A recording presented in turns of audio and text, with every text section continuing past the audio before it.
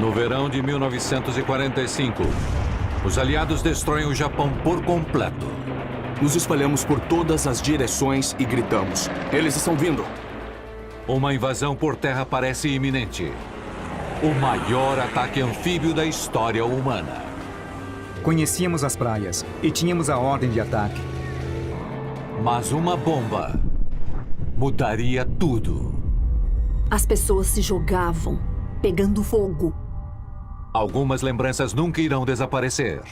Eu vi o colapso da nossa nação. E nenhum sobrevivente jamais esquecerá. Minha mãe achou que eu estava morto. Ouça as vozes e sinta o combate.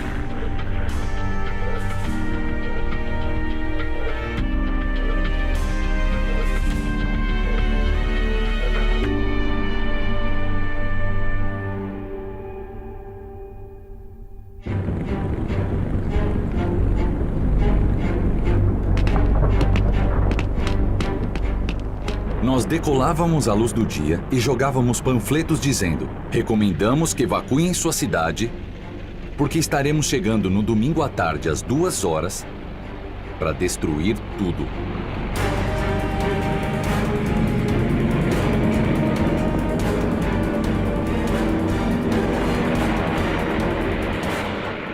Em março de 1945, o general Kurt LeMay deixou Tóquio aterrorizada, utilizando pela primeira vez na história bombas de napalm em larga escala.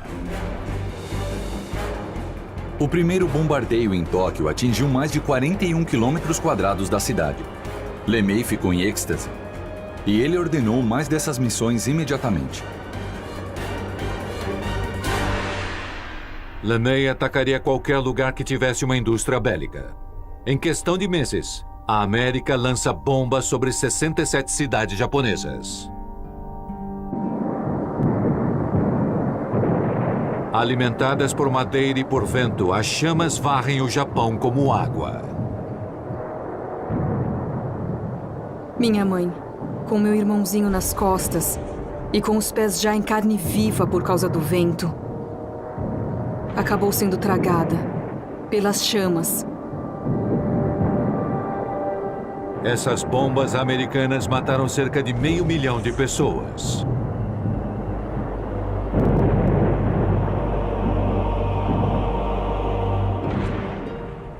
LeMay, pessoalmente, filma os estragos. Essas imagens nunca haviam sido transmitidas. Em determinados lugares, apenas pontes ficaram para trás, fazendo a ligação entre bairros que não mais existiam. Suponho que, se eu tivesse perdido a guerra, eu teria sido julgado como criminoso de guerra. Mas toda guerra é imoral. Se deixar isso incomodar você, você não é um bom soldado.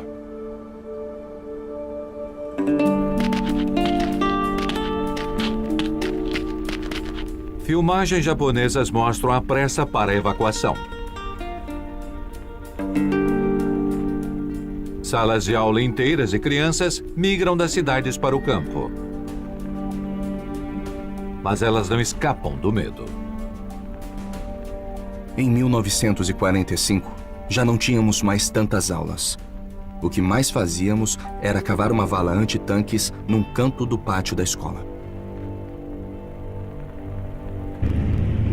O Japão está cada vez mais desesperado. Os Estados Unidos começam a fechar o cerco.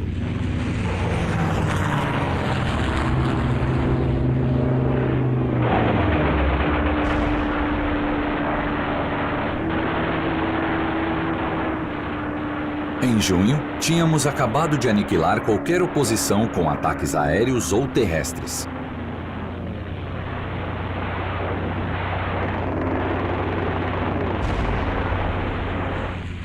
O Japão leva seus últimos aviões e pilotos para enfrentar os aliados em verdadeiras brigas de cães.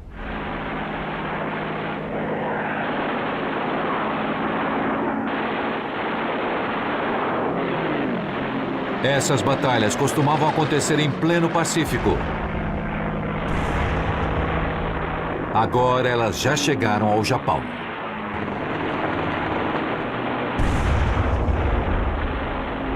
Logo, os japoneses começam a ficar sem combustível.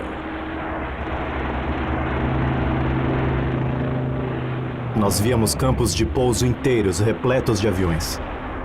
Mas não havia um que pudesse decolar. Os japoneses estavam completamente sem combustível.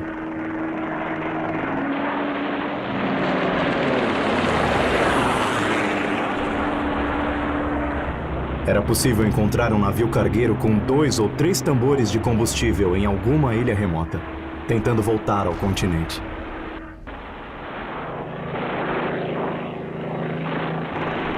O Império Japonês já está ofegante.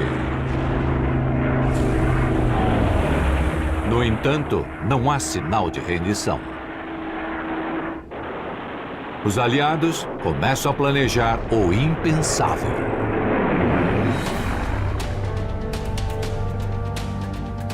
Nós tínhamos planos para pousar no Japão. Conhecíamos as praias e tínhamos a ordem de ataque. Nossas 6 divisões da Marinha iriam pousar durante o ataque. Seríamos seguidos por 32 divisões do Exército, incluindo a de MacArthur. Este seria o maior ataque anfíbio na história da guerra. Nome da ofensiva: Operação Downfall. Todos iriam embarcar em 70 divisões para sair da Europa e navegar diretamente para lá. A estimativa dessa força de invasão é de quase 2 milhões de homens. Os idealizadores presumem que a batalha se estenderia até 47.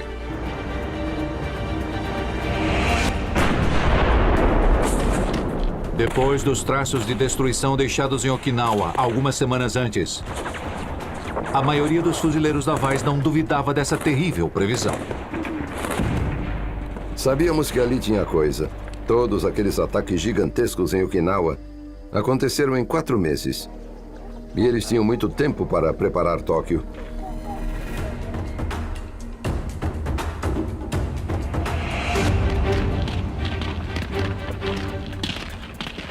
Um oficial nos disse que estaríamos no grupo de ataque. Ele disse: olhe para a direita e olhe para a esquerda. Uma semana depois de chegarmos à praia, um de vocês estará morto. Esse sabia mexer com a moral. Mas o presidente Harry Truman consideraria uma opção diferente.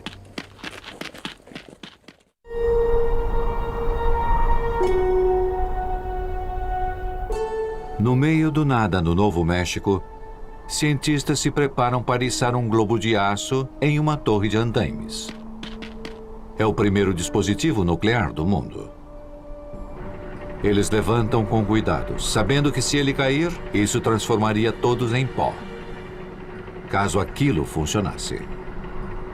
Este é o momento da verdade para o Projeto Manhattan, o teste do Trinity. Depois de prendê-lo na torre, os cientistas se afastam a mais de 30 quilômetros dali. Logo, eles ligam o interruptor.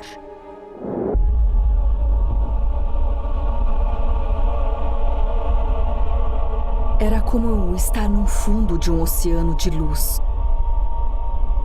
Nós fomos banhados de todas as direções.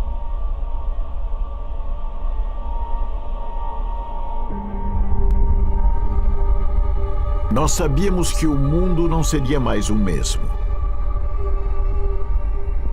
Algumas pessoas riram.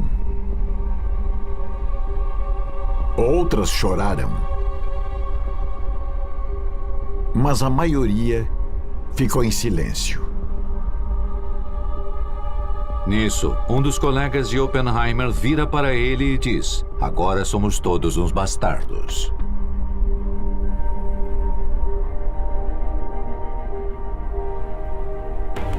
O Trinity foi o teste de uma bomba frágil com um poder desconhecido, realizado num terreno com um deserto vazio. Depois disso, eles precisavam descobrir como lançar um desses de um avião em movimento. Apenas alguns poucos seres humanos testemunham a era atômica. Para todos os outros, a Guerra do Pacífico ainda se parece com isto.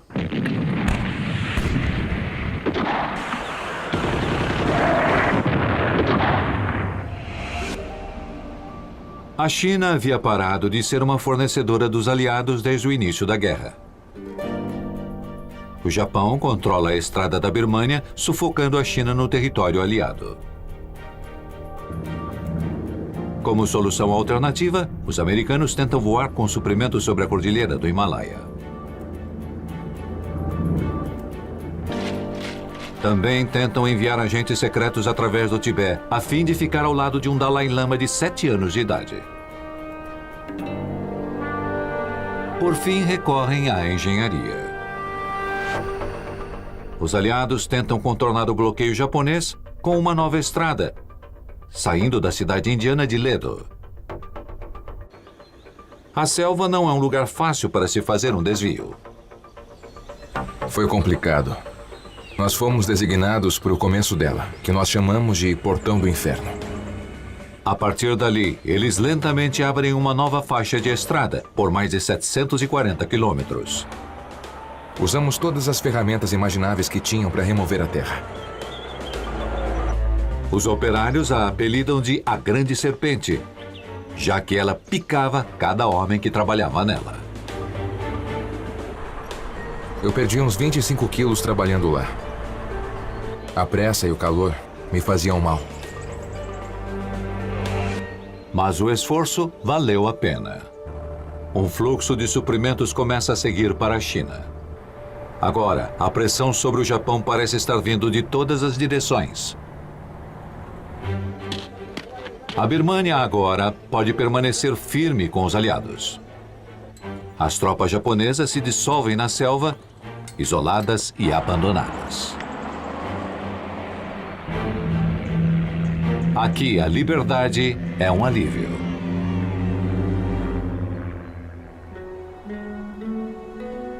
No oeste americano, ela é meio amarga. Desde 1942, mais de 100 mil nipo-americanos foram forçados a ir para campos de concentração.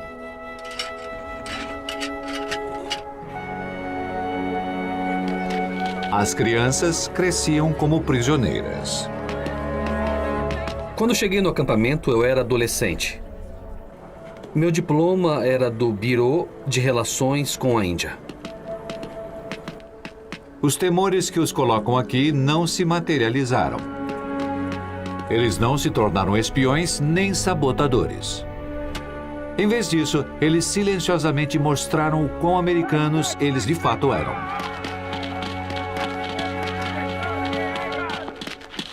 Portanto, mesmo com a guerra se aproximando, os Estados Unidos abriam os portões.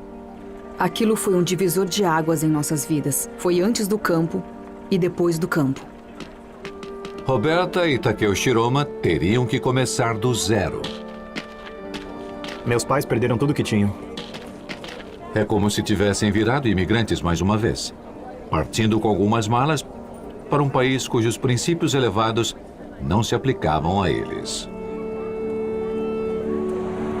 Muitos americanos não os querem de volta. Um senador sugere que todos sejam deportados para o Japão. Os jornais da costa oeste criticam o que eles chamam de problema japonês da Califórnia. Meu pai não arrumou emprego. Eles disseram, você já olhou para sua cara?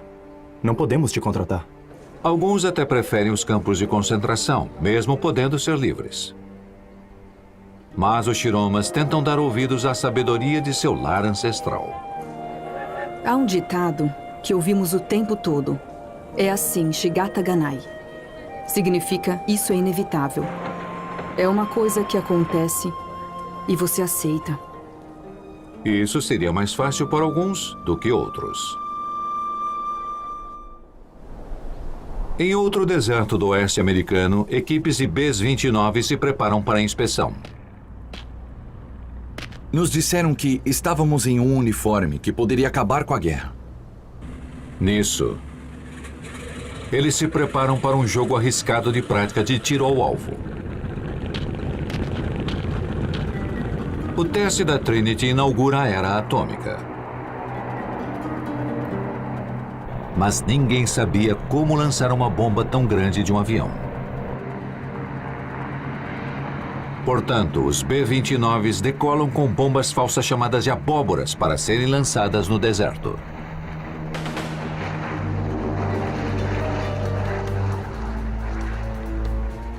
Acho que eles podaram os arbustos para que pudéssemos ver o alvo.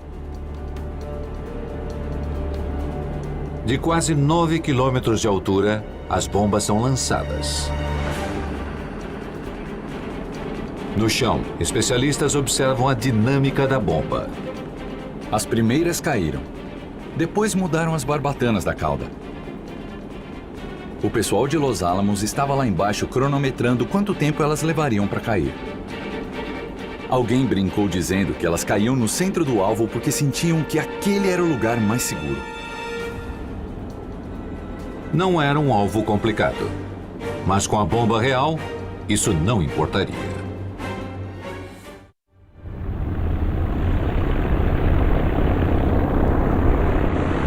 No dia 5 de agosto, outra equipe aérea se prepara para um ataque contra o Japão. E isso já está se tornando uma rotina. Este é o 345º Grupo de Bombardeios, apelidado de Apaches do Ar. Eles estão sobre Leshima, uma pequena ilha em Okinawa, que virou uma base aérea movimentada. O alvo é a cidade de Tarumizu, a quase 700 quilômetros de distância.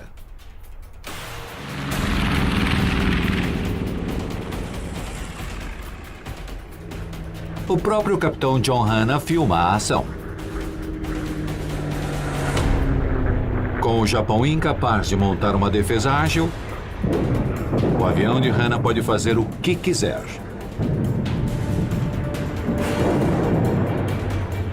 Eles atacam uma fábrica costeira que faz aviões suicidas propelidos por foguetes.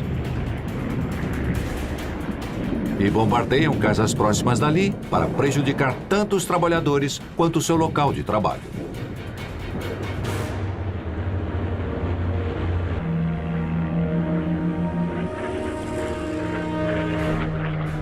O grupo de bombardeio retorna à base apenas com alguns arranhões da artilharia antiaérea.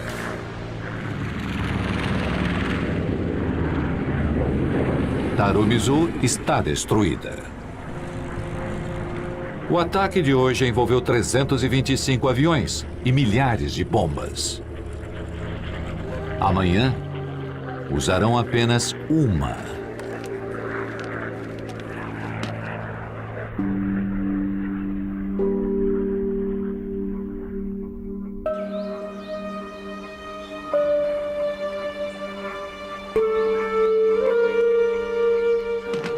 A jovem Yamaoka Michiko está a caminho do centro de Hiroshima. Eu estava no 3º ano do ensino médio. Saí de casa por volta das 7h45.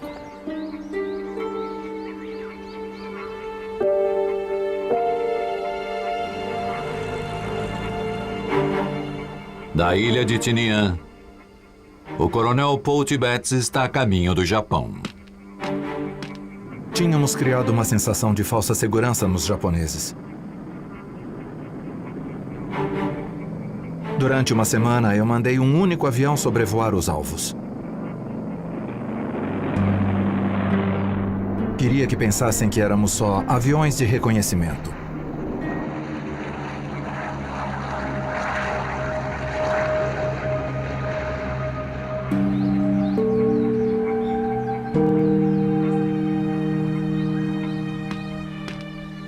Eu não estava com medo quando os aviões B-29 voaram por lá. Eu olhei para cima para identificá-los. E foi aí que aconteceu.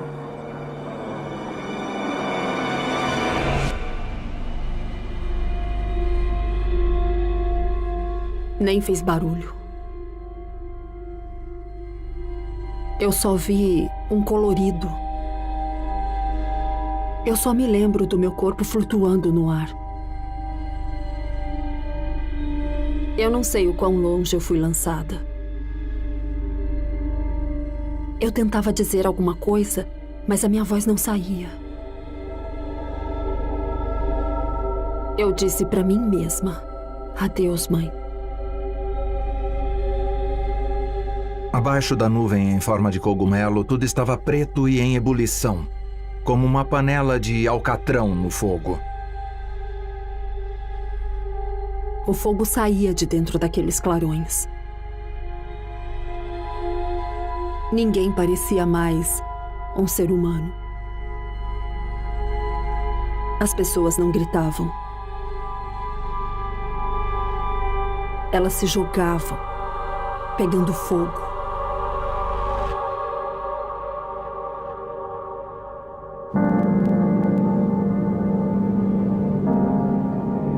Depois daquilo, sobrevoamos o mar e voltamos para casa. Foi um voo tranquilo.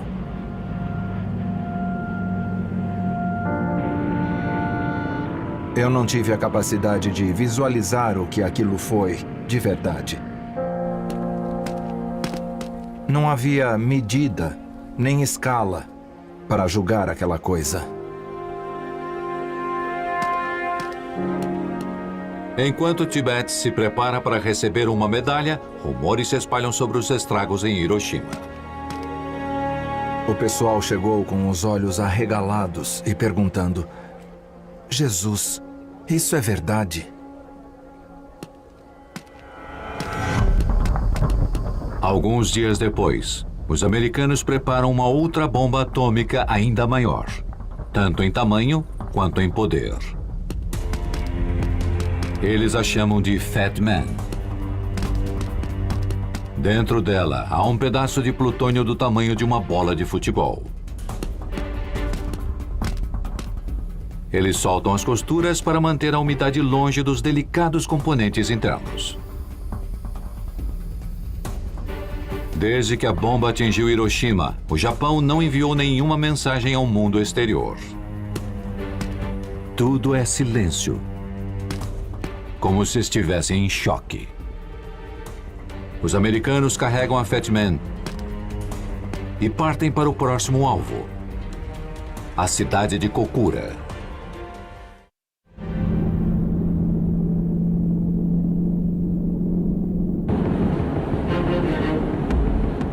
Quando os B-29 chegam, Kokura estava inacessível, devido a nuvens e à fumaça das cidades em chamas.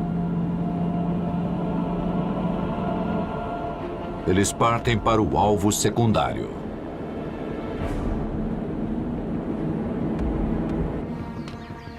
Um detento escocês está em um campo de prisioneiros nas proximidades. Eu vi um avião passando. 2 minutos depois, ouvi um estrondo monstruoso, vindo de Nagasaki.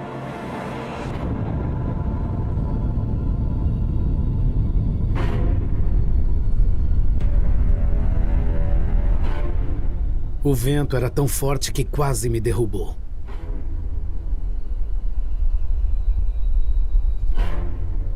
O Japão não tem certeza do que o atingiu.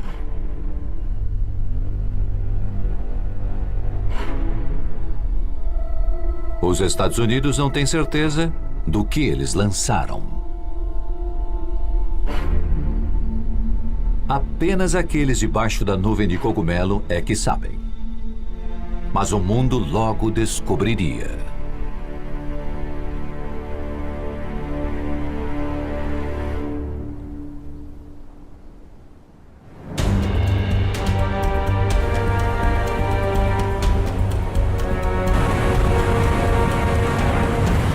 No dia seguinte, os japoneses contatam os suíços, que passam mensagens aos americanos, mesmo com suas tropas preparando mais ataques. Enquanto isso, a União Soviética invade a Manchúria, abrindo outra frente para minar a defesa do Japão. Os dias passam enquanto cada lado delibera, interpreta e negocia.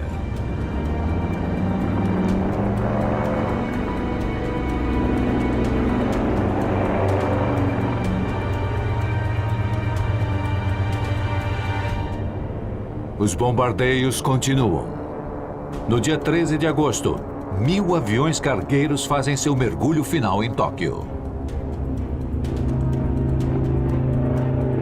Em 1942, isso seria impossível. Agora, é irreversível.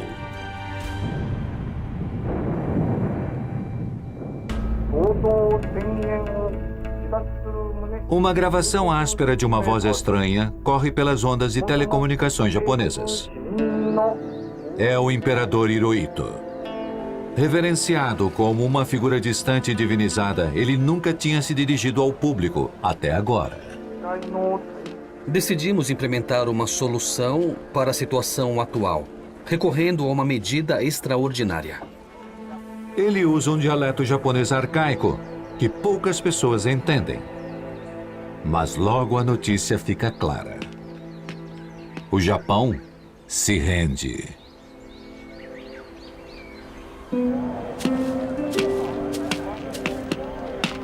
O mundo fica boquiaberto em um momento de descrença. Notícias de Tóquio. O imperador Hirohito aceitou os termos de rendição que foram propostos.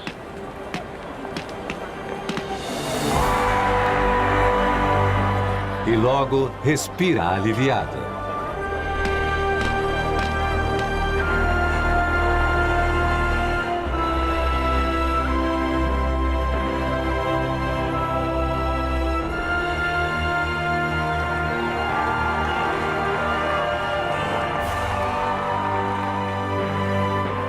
Navios da Marinha que iam para o Japão começam a voltar.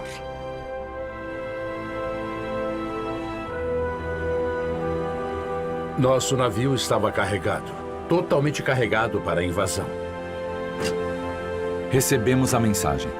Eu corri até a ponte onde um amigo meu estava como sinaleiro. Ele sinalizou: a guerra acabou. E o capitão anunciou: é contra as regras da Marinha, mas todo mundo pode descer até a copa e pegar 2 latinhas de cerveja.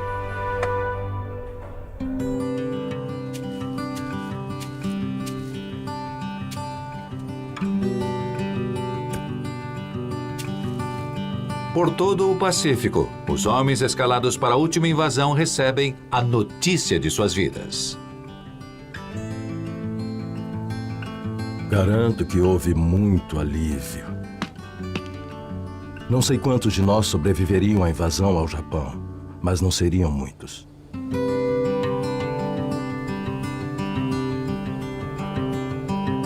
Nas Filipinas, a notícia começa a se espalhar.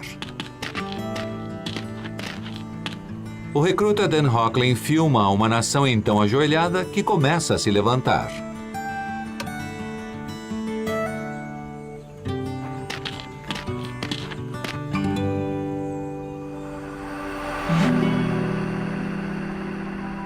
De todos os cantos daquele império caído, os japoneses que lutavam nas sombras finalmente emergem à luz do dia.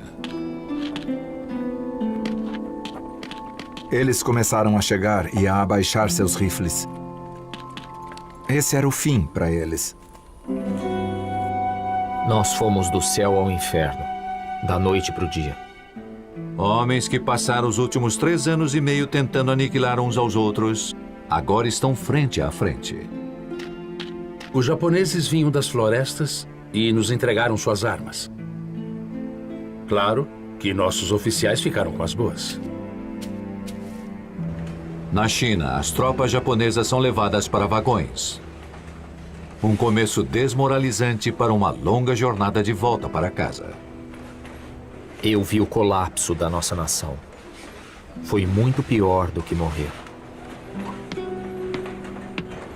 No Japão, há choque e vergonha. Ninguém jamais pensou que o Japão iria perder. Desde seus primórdios no 1º século, nunca se soube de uma ocupação estrangeira. O orgulho do império se desintegra numa nuvem de medo.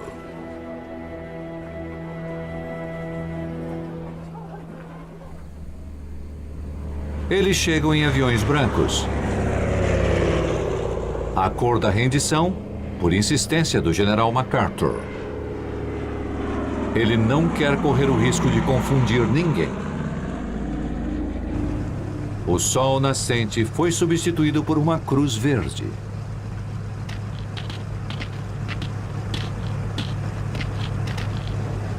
A delegação japonesa aparece. Eles acabam de desembarcar nas Filipinas para se encontrar com MacArthur. O futuro do Japão está agora em negociação. MacArthur recebe aliados de todos os níveis. Uma horda global de uniformes militares marcha Manila adentro. Eles vão conversar a noite toda, em cima de mapas e documentos traduzidos às pressas. E eles estabelecem uma data para concluir formalmente a Guerra do Pacífico.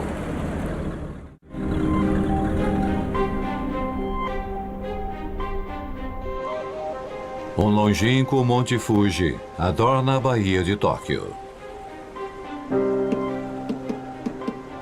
Para aquelas milhares de pessoas a bordo do USS Missouri, o foco está sobre um homem. O agora supremo comandante das potências aliadas. Não recebi nenhuma instrução quanto ao que dizer ou o que fazer. Eu estava sozinho, em cima daquele navio, apenas com Deus e minha própria consciência para me guiar. MacArthur está à frente da delegação japonesa e proclama sua reivindicação. Eu anuncio meu firme propósito de prosseguir com o cumprimento de minhas responsabilidades como justiça e tolerância para assegurar que os termos de rendição sejam total, pronta e fielmente cumpridos. Finalmente, na calmaria da brisa do mar, a interminável contenda da Guerra do Pacífico cessa, com as rubricas e assinaturas solenes.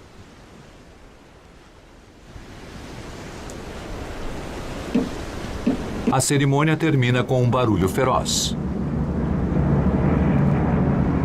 Uma esquadrilha de quase 500 B-29.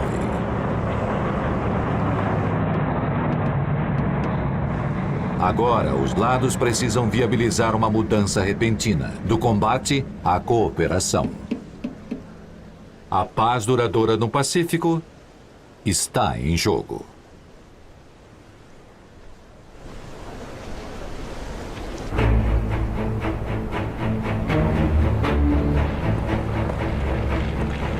Algumas semanas antes, este era o plano. Um ataque com força total ao exército enfraquecido de um império de 2000 anos. Mas agora, os aliados chegam desarmados. Nós não tínhamos munição. O MacArthur não queria nenhum incidente. Nem um incidente.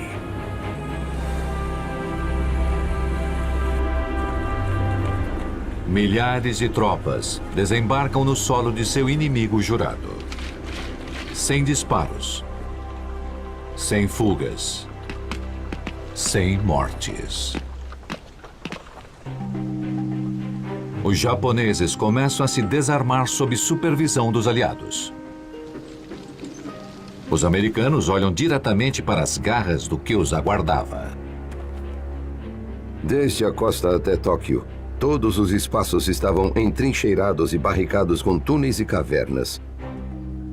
Teria sido um banho de sangue.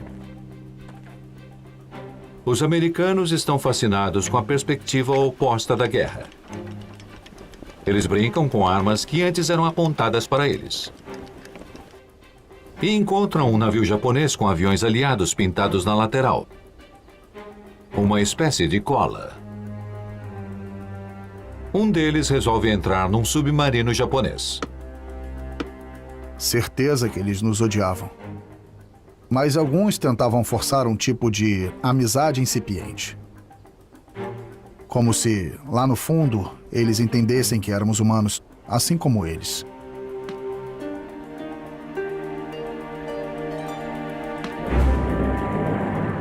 Os vencedores agora estão totalmente em terra. Em seguida, chegam os vencidos.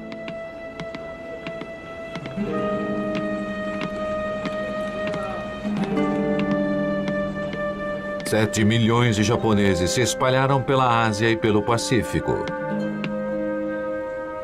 lutando pela terra natal de suas lembranças.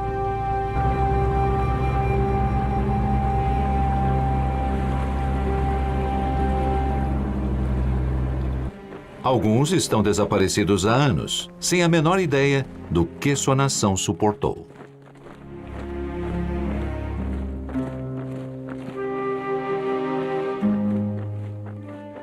Máscaras faciais e um pouco de inseticida evitam a importação de doenças. Mas não há cura para o choque da derrota. Os cidadãos japoneses imaginavam seus inimigos como bárbaros implacáveis. Agora, as tropas estrangeiras caminham entre eles.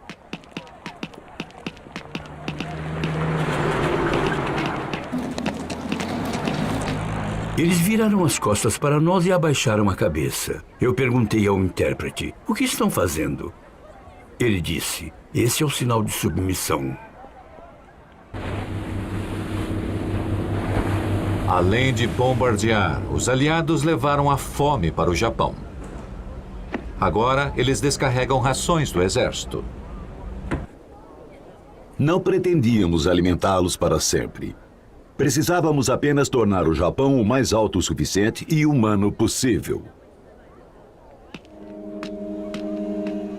Essa é uma tarefa complicada. Boa parte do Japão simplesmente não existe mais. Metade de Tóquio sumiu.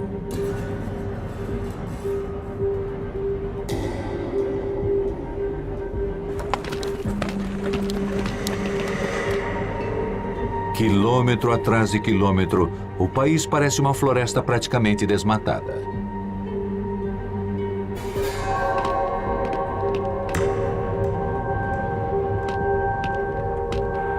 A reconstrução era uma tarefa muito intensa para que muitos entendessem. Mas eles colocaram mãos à obra, com picaretas, pás e mãos limpas. Em duas cidades a coisa era pior.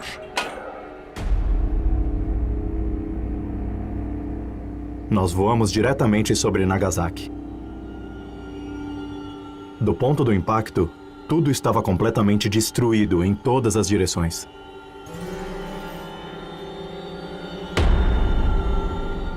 Nós fomos até Hiroshima. Era inimaginável. Não havia nada por quilômetros. Não sobrou nada. A cidade foi destruída até a última calçada.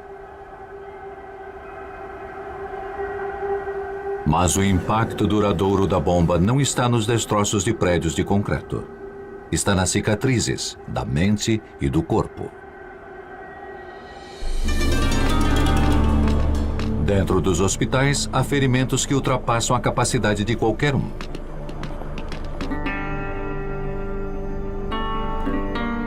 Qualquer pessoa no raio de 1 quilômetro foi instantaneamente queimada. A 3 quilômetros, a pele das pessoas pegou fogo espontaneamente. A jovem Yamaoka Michiko de Hiroshima sobrevive, mas tem que suportar as consequências.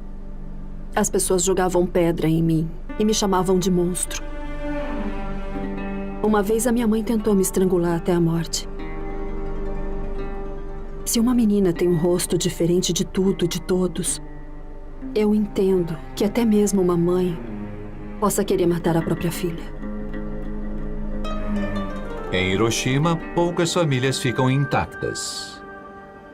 Os enlutados lamentam em cemitérios superlotados. Ninguém sabe quando ou se um novo Japão irá emergir dessa sombra atômica. Esperamos esse momento vários anos.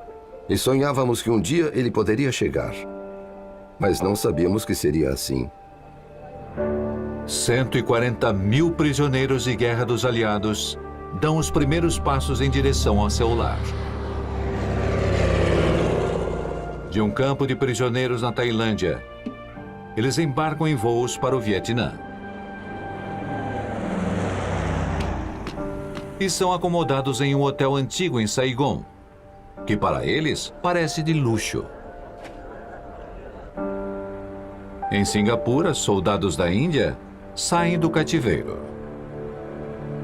Tropas americanas saúdam sua liberdade. Nas Filipinas, o Japão chama seus 90 mil prisioneiros de guerra de hóspedes do Império.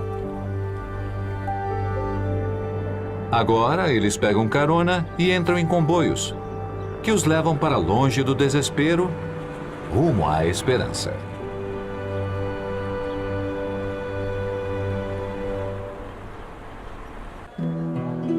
No próprio Japão, 36 mil prisioneiros de guerra têm enfrentado trevas e ruína. Nós tivemos que carregar 90% deles em macas. Os ossos de alguns estavam atravessando a pele.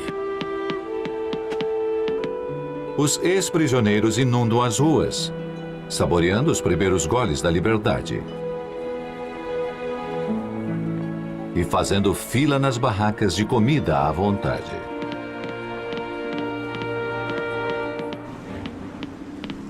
Eles iniciam a longa viagem para casa, tendo sorte de estarem vivos.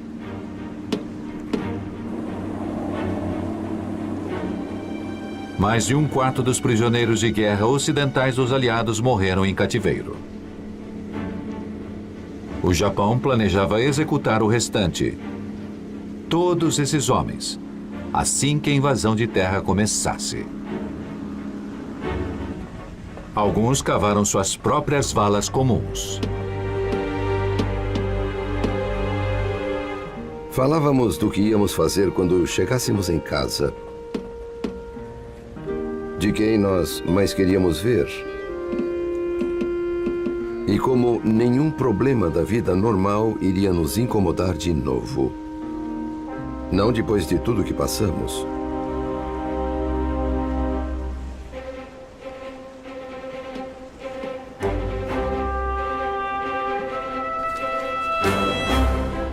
Nós pegamos mais de 1000 ex-prisioneiros de guerra.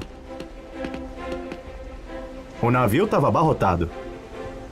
Mas ninguém reclamava. Nós estávamos indo para casa. Eles ansiavam por suas famílias. Minha mãe achou que eu estava morto. Quando eu estava no Havaí, eu liguei para ela e disse que eu estava bem. Aí fui tomar uma no bar e ver a galera. Eles ansiavam pelo cotidiano. Quando chegamos a São Francisco, as pessoas jogavam flores. Tinha uma faixa enorme que dizia: "Bem-vindos ao lar".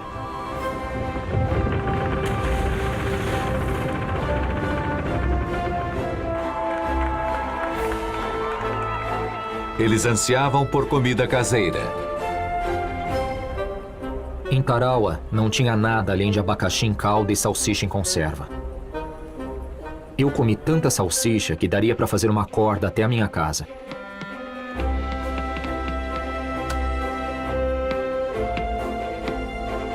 E por fim, eles ansiavam pela normalidade. A primeira coisa que eu fiz quando cheguei foi correr para uma loja de departamentos. Eu comprei roupas de civil, um terno completo, da cabeça aos pés. E eu vesti ali mesmo. Acho que eu não devia falar isso, mas eu peguei o meu uniforme e joguei na lata de lixo e saí correndo. Foi um dos meus dias mais felizes.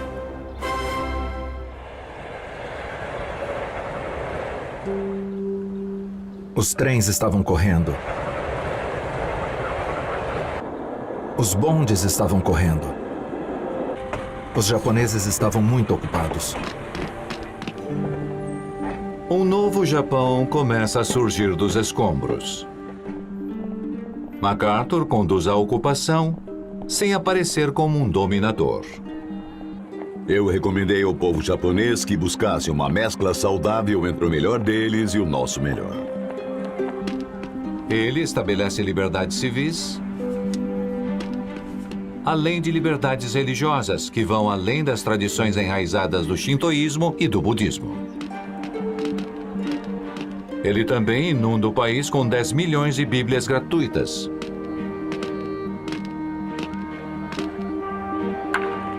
O beisebol já é um passatempo que os dois países gostam.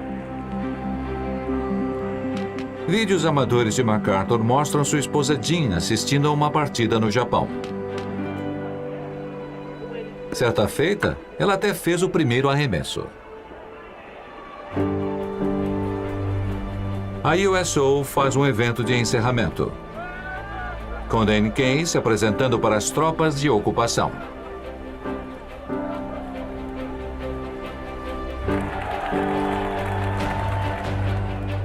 As feiras ficam movimentadas.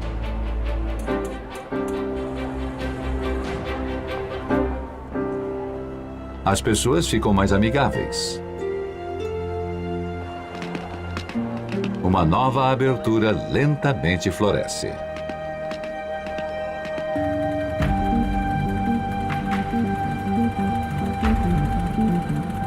MacArthur permite que Hirohito se mantenha no trono. Ele sai da reclusão e se torna uma figura pública. Crianças que não ousavam olhá-lo nos olhos agora o cercam com vivas.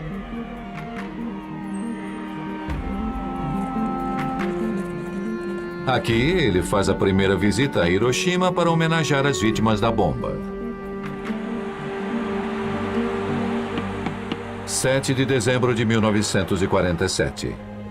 Exatamente 6 anos após o ataque a Pearl Harbor ter provocado a Guerra do Pacífico.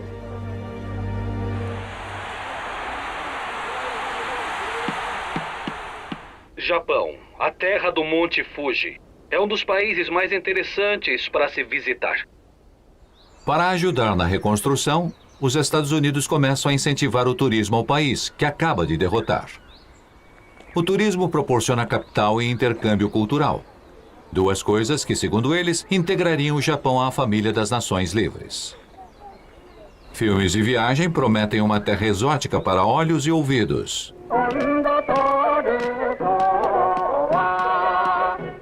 Porém, com toques ocidentais o bastante para atrair os mais receosos. O turismo é a nova propaganda pós-guerra. A mensagem pode parecer embelezada, mas alude ao que se esperava.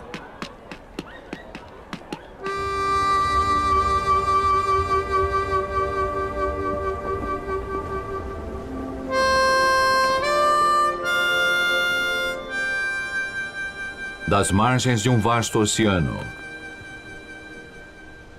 e das cinzas de seu grande cataclismo,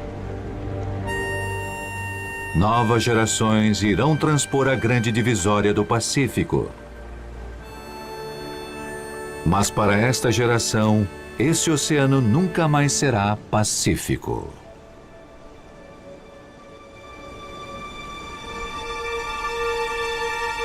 Eu me pergunto, o que é a guerra? Eu me pergunto, por que fizemos isso? Não estou falando de vitória ou derrota. Eu estou simplesmente arrasado por aqueles que morreram. Não importa o quanto você seja enaltecido, se você morre, acabou.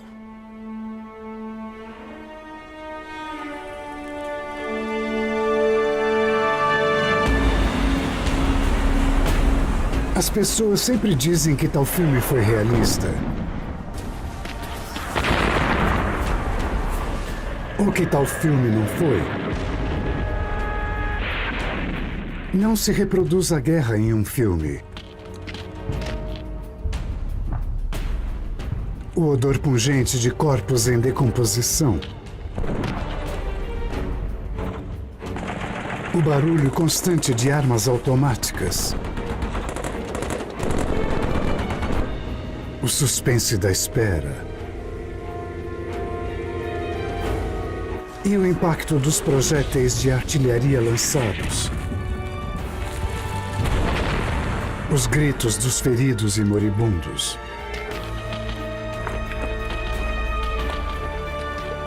O cheiro sufocante de pólvora.